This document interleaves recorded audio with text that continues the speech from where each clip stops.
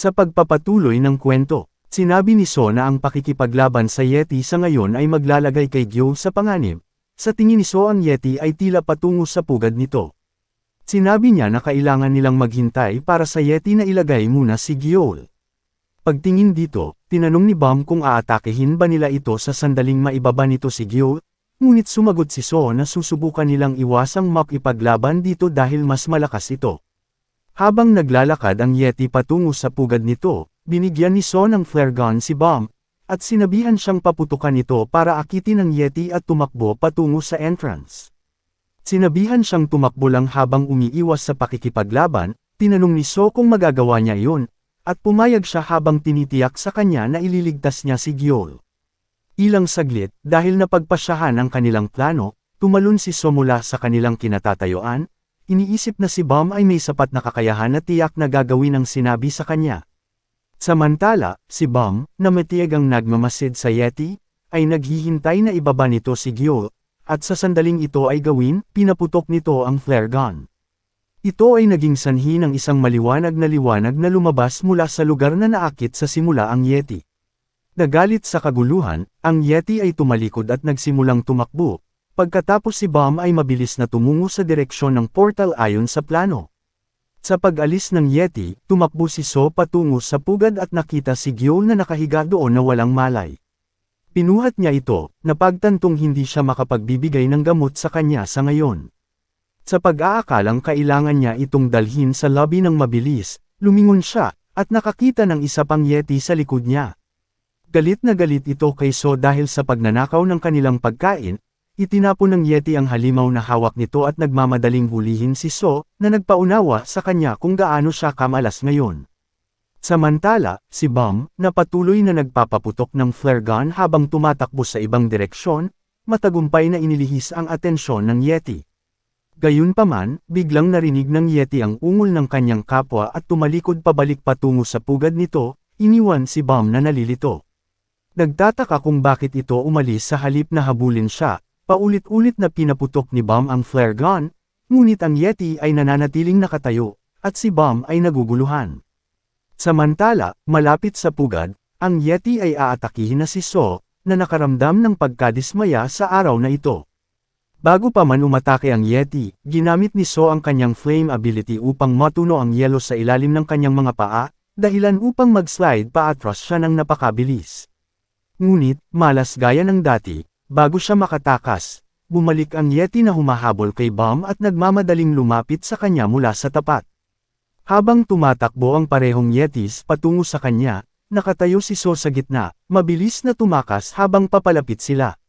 Pagpunta sa pugad, sinira niya ito at sinunog, inilagay si Gyo sa loob para iligtas siya mula sa pag-atake. Pagkatapos nito, lumingon siya sa Yetis at binunot ang kanyang espada, na nagsasabi na sisimulan ulit ang panghahunt sa ngayon. Determinado na papatayin ang mga halimaw bago sila makatakas, lumakad si So patungo sa kanila.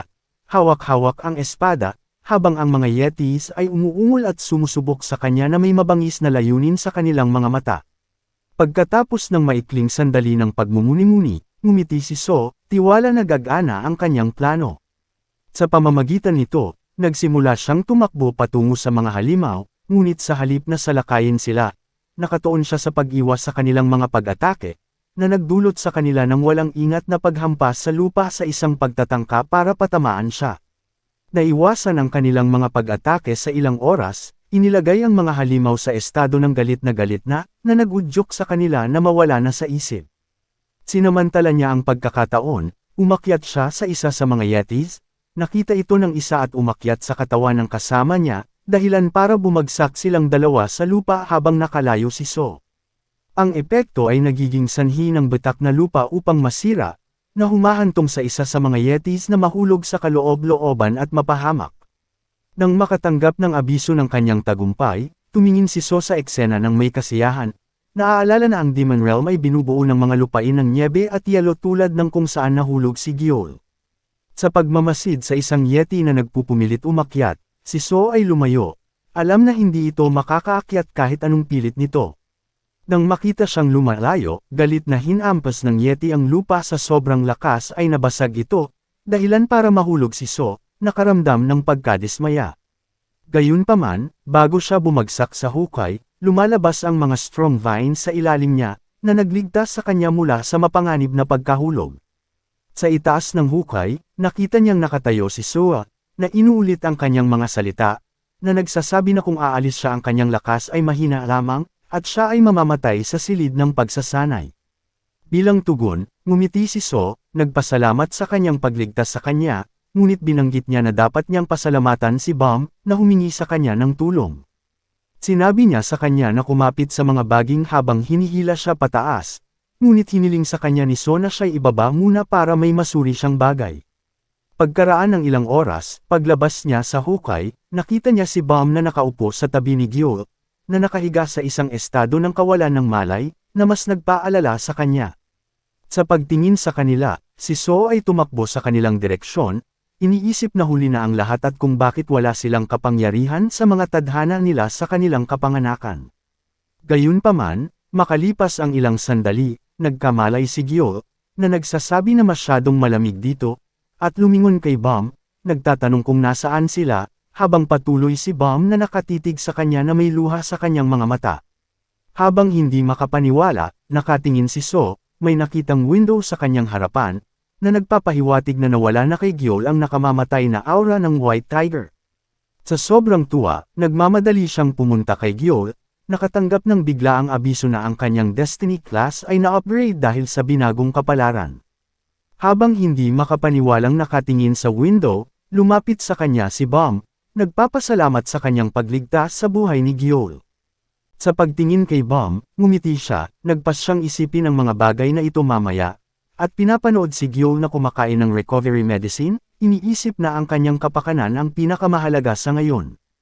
Samantala, sa ibang bahagi ng silid, si Qian ay galit na lumayo habang malubhang nasugatan. Nakaramdam ng galit sa Divine Being sa hindi pagtulong sa kanya, sinabi niya na hindi niya dapat tinanggap ang tulong ng isang mahinang uri ng Divine Being. Galit sa kanyang sinabi, pinagbawalan na siya ng Divine Being at lumagpas na ito sa kanyang linya at ito'y umalis, si Qian ay nataranta. Habang siya ay tumatawag sa Divine Being, nakarinig siya ng mga yapak at lumingon siya at nakitang nakatayo sa likod niya si Gojen. Biglang nag-crack ang lupa sa ilalim niya, dahilan para ma-stuck siya sa loob, at humingi siya ng tulong kay Gojen, na sinasabi sa kanya ang tungkol sa pag-atake sa kanya ni So. Isinasaad na si So ang tunay na kontrabida sa laro, sinabi ni Qian kay Gojen na kailangan nilang magtulungan upang labanan siya. Bilang tugon, sinabi ni Gojen na kung siya ang main character, haharapin niya ang sitwasyon sa halip na matalo kay So, ngunit sinubukan niyang ipaliwanag na nakatakas si So na parang duwag. Gayunpaman, sa pagtanggi na makinig, sinabi ni Gojen na mukhang hindi si Qian ang main character. Iginiit ni Qian bilang tugon na siya nga ang main character, ngunit sinabi lamang ni Gojen na kung siya ang main character, makakalabas siya sa hukay ng mag-isa. Nang marinig iyon, nainis si Qian, lumingon kay Gojen, at sinabing hindi siya ang main character at nangangailangan ng kanyang tulong upang lumabas. Bilang tugon, lumingon sa kanya si Gojen, na nagsasabi na kung hindi si Qian ang main character, kung gayon hindi siya maaaring mag-abala upang magdagdag pa ng tulong. Dahil doon, nagsimulang maglakad palayo si Gojen habang si Qian ay patuloy na tumatawag sa kanya, na humihingi sa kanyang tulong. Sa kabilang dako, sina Bam at Gyo ay patuloy sa pang-hunting sa mga halimaw at kalaunan sa wakas ay natapos na rin nila ang misyon. Nagtuturoan sa kanilang sarili kung sino ang mas bibigyan ng malaking credit sa laban, tumingin si So sa kanila at ngumiti. Ilang saglit, may naramdaman siyang kakaiba at nagulat nang makita ang babae na pumatay sa buong seks sa nakaraan niyang buhay, na lumitaw lang kung saan. Tinanong nila Bam kung sino siya, ngunit ang sambit nito ay katulad sa nakaraang buhay, na ibigay sa kanya si So Gangrim kapalit ng kanilang buhay, itinutok ng mga kambal ang kanilang mga weapon habang si So ay gusto silang pigilan, na hindi alam kung gaano kadelikado ang kalabang ito. Gayunman, bago makalapit, pinigilan siya ng demonyo at hinarangan ang mukha upang hindi makita ang panganib. Dahil walang pagpipilian, nilabanan ng demon creature at sa pagtingin niya ay wala ng buhay ang kambal. Naririnig ang mga boses ng lahat ng mga mababait sa kanya, sinasabing huwag kalimutan, at ang mga spirit ni Bam at Gyo ay nasa likuran niya. Sinisisi siya sa kanilang kamatayan. Kinaumagahan, siya'y nagising. Napagtanto na isang panaginip lamang at iniisip na hindi mauulit ang mga sitwasyon na iyon, naalala ng sagipin niya si Gil mula sa mga Yeti at tinawag siya ng mga kambal na savior. Gayunman, napagtanto niya kung gaano kadelikado ang sitwasyon kasama sila. Nagpa siya si So na dumistansya muna sa kanila. Kinabukasan, bago pumasok sa ika-4 na silid, pumunta sina Bam at Gil sa kanyang kwarto. Tinanong siya upang samahan sila sa ika-4 na yugto, ngunit siya ay tumanggi, na nagsasabi na siya ay may iba pang mga bagay na dapat gawin. Nang marinig ni So na sasama rin sa kanila si Sua, naisip ni So na hindi niya kailangang mag-alala tungkol sa kanila, at sinabi sa kanila na mabait siyang tao, ngunit siya ay abala sa oras na ito at isinara ang pinto. Habang naglalakad palayo, sinabi ng isa sa kanila na lumayo si So sa kanila pagkatapos nilang nilisan ang ikatlong silid, at ang isa ay sumang-ayon, na nagsasabi na siya ay may sariling mga dahilan dito. Pagbaba nila sa hagdan, ipinaalam nila kay Sue na hindi sasama si So sa ika-4 na palapag. Sa pagtanggap na wala silang magagawa tungkol dito, nagpa siya si Sue na pumasok na lang sa ika-4 na silid at lumapit sa pintuan kasama nila. Ang ika-4 na silid ng pagsasanay ay tinutukoy bilang Room of the Sword Forest. Para matapos ito, kailangan nilang manghuli ng mga halimaw at mangolekta ng 1,000 spirit pearl sa Knife Sharp Forest Maze. Napagtanto na ito ay isang kagubatan sa pagkakataong ito, kapwa naging masaya sina Bam at Gil, na sinasabi na napaka-refreshing ng environment sa 4th room. Sa sandaling iyon, ipinaalam sa kanila ni Sue na may dadating, na sinasabi sa kanila na maghanda, at tinanong nila kung halimaw ba ito. Gayunpaman, habang ang malakas na hangin ay nagsisimulang umihip, ang mga dahon ay nagsisimulang mahulog sa kanilang direksyon, na tumatama sa kanilang mga katawan na parang mga kutsilyo at nasusugatan sila, na nagpapaunawa sa kanila na ang kagubatan mismo ay mapanganib. Ipinapaalam sa kanila na ang silid ng Sword Forest ay walang katapusan, at kapag ang isang tao ay umabot sa dulo, sila ay makakarating muli sa harapan.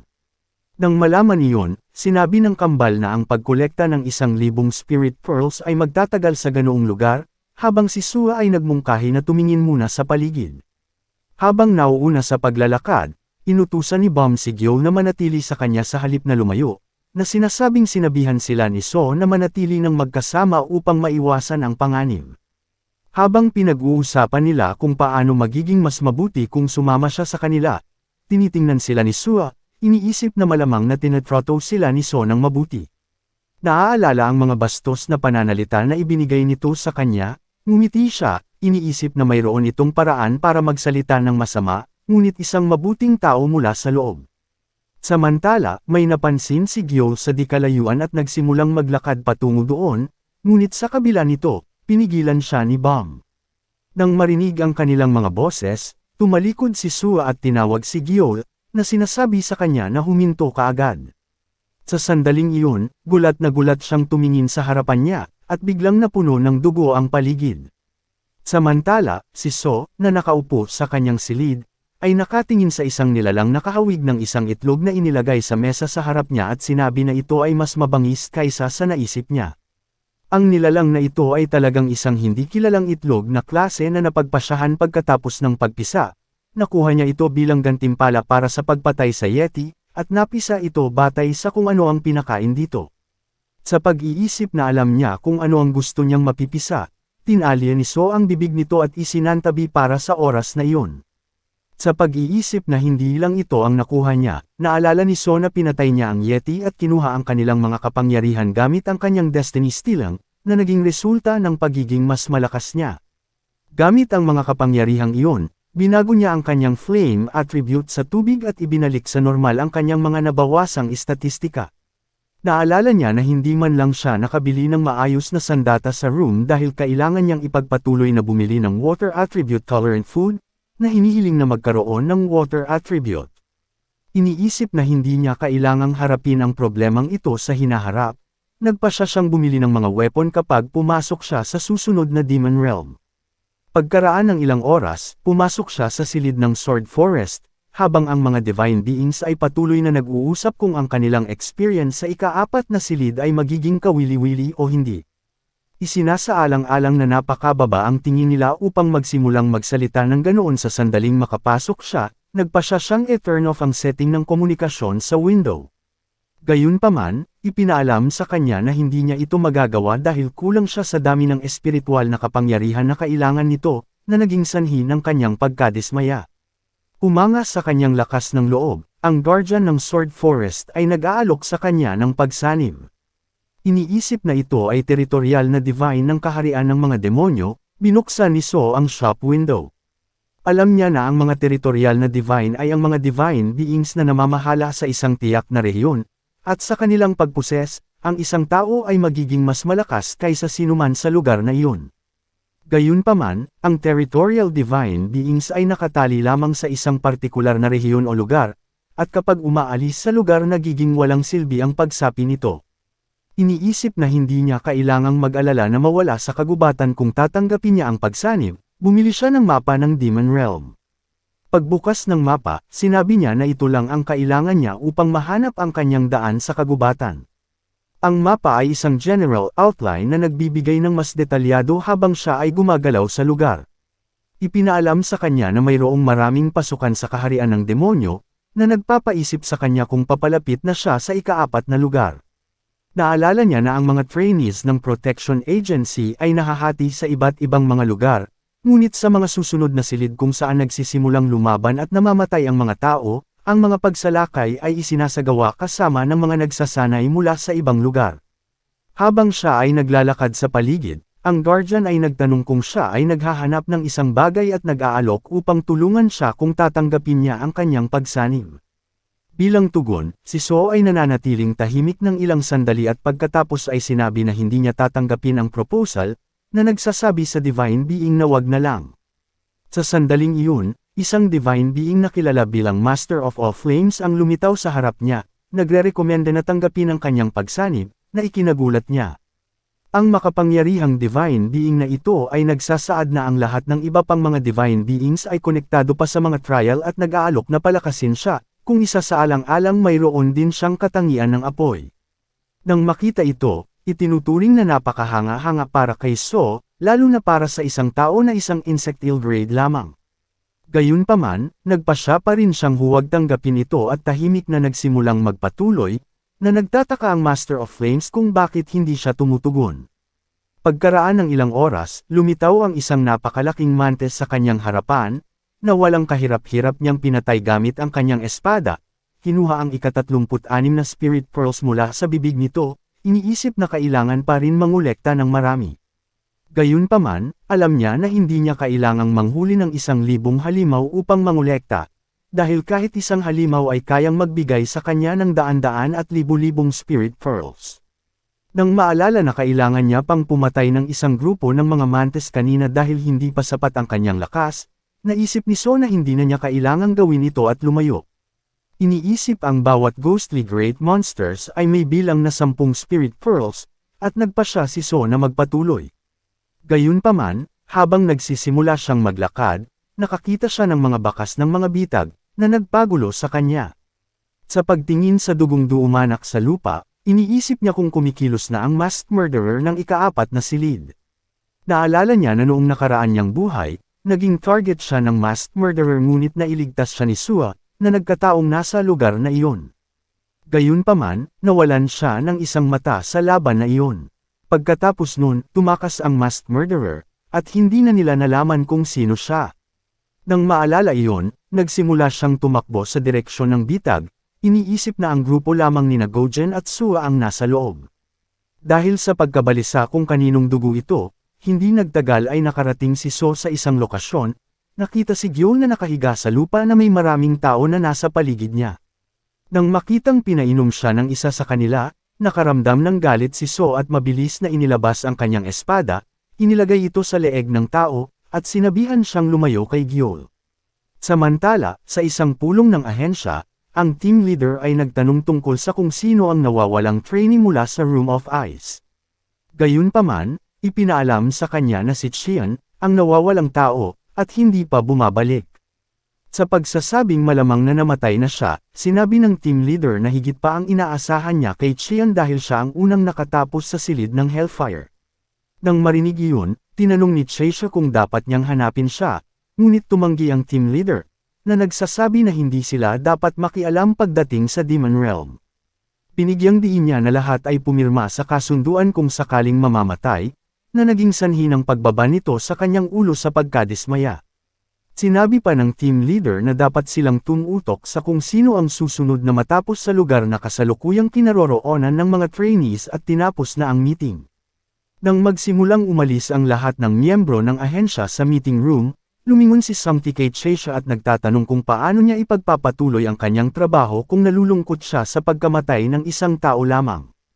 Bilang tugon, isiniwalat ni Chesha na may iba pa siyang iniisip, na nag-udyok sa kanya na tanungin kung ano ito. Sinabi niya sa kanya na tinitingnan niya ang listahan ng mga trainee para sa ibang lugar. Pagkatapos matapos ang kanyang trabaho ay nalaman na isa sa mga trainee ay isang serial killer. Samantala, sa kagubatan, inilagay ni So ang espada sa leeg ng tao, sinabihan siyang manatiling malayo kay Gyo, at pinapagana ang kanyang destiny detection. Sa pagsasabi sa kanya na huminahon, ang tao ay nagsasaad na sinusubukan lamang nilang pagalingin siya, na nagsisiwalat na ang hawak niya ay antidote galing sa shop. Pagkatapos suriin ang mga destiny window ng lahat ng mga miyembro ng kanyang grupo, sinabi ni So na ibaba nila ang kanilang mga armas. Sa pagtingin kay Gyul na walang malay, tiningnan ni So ang kanyang destiny window at nalaman na siya ay dumaranas ng lagnat at paralysis dahil sa lason. Dahil dito, napagtanto niya na ang tao ay nagsasabi ng totoo at kailangan niya ng panlunas. Gayunpaman, hindi pa rin siya handang magtiwala sa mga taong ito, sa pag-iisip na maaaring sila ay mapanganib. Sa sandaling iyon, dumating sina Sua at Bam mula sa likuran, tinawag siya at inihayag na ang mga taong ito ay hindi nila kaaway.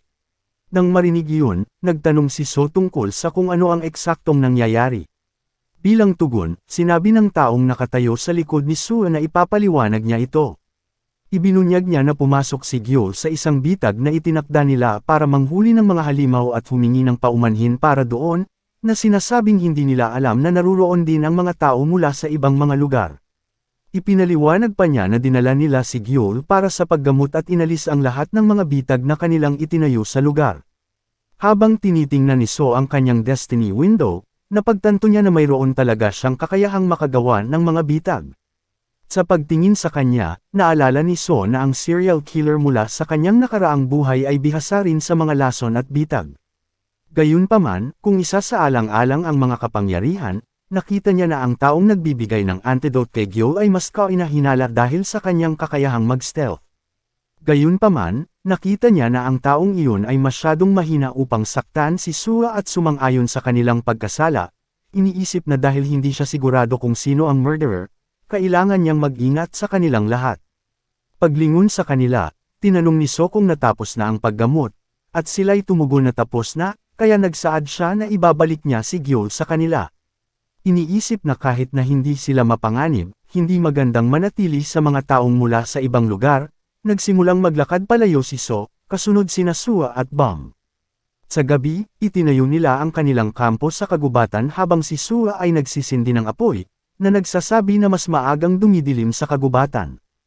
Habang siya ay nakaupo malapit sa apoy, si Bam ay lumapit sa kanya, na nagsasabi na hindi pa siya nakatulog sa ganitong sitwasyon.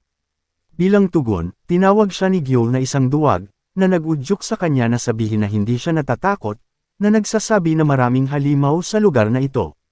Habang pinag-uusapan nila iyon, binato ni So ang isang maliit na bola sa kanilang direksyon, na ito'y nagpalito. Bumagsak sa lupa, ang bola at nagsimulang lumiwanag at naglalabas ng kakaibang enerhiya, na nag-uudyok kay Sua na magtanong kung ano ito. Bilang tugon, isiniwalat niya na ito ay isang bagay na itinataboy ang mga halimaw, na nakuha niya sa shop. Nang marinig iyon, ang kambal ay humanga, na sinabing siya ay napakalakas at may kaalaman, at tinanong kung maaari silang maging mga estudyante niya, na ikinagulat ni So. Pinag-uusapan kung sino ang makakakuha ng pribilehiyong ito mula sa kanila, nagsimulang magtalo sina Bam at Gyo sa isa't isa, habang tinitingnan sila ni So at nakangiti, na isinasaalang-alang na ito ay isang hindi kinakailangang pagkaguluhan. Pagkaraan ng ilang sandali, sinabi niya na hindi niya tuturuan ng alinman sa kanila, na sinasabi sa kanila na huminahon at itigil ang away. Sa sandaling iyon, nagsimula siyang makarinig ng mga tinig ng kanyang mga namatay na kasama na nagtatanong kung bakit siya nasangkot sa kanila at nabigla. Tumayo siya at nagsimula siyang maglakad palayo, na nagpapalito sa kanila, at sinabi sa sarili na masyadong maingay sa lugar na ito. Sinabihan ni So sila na matutulog siya sa malayo. At dito muna matatapos ang ating recap. Huwag kalimutan ang mag-subscribe para mas updated sa ating bagong i-upload na video. Maraming salamat!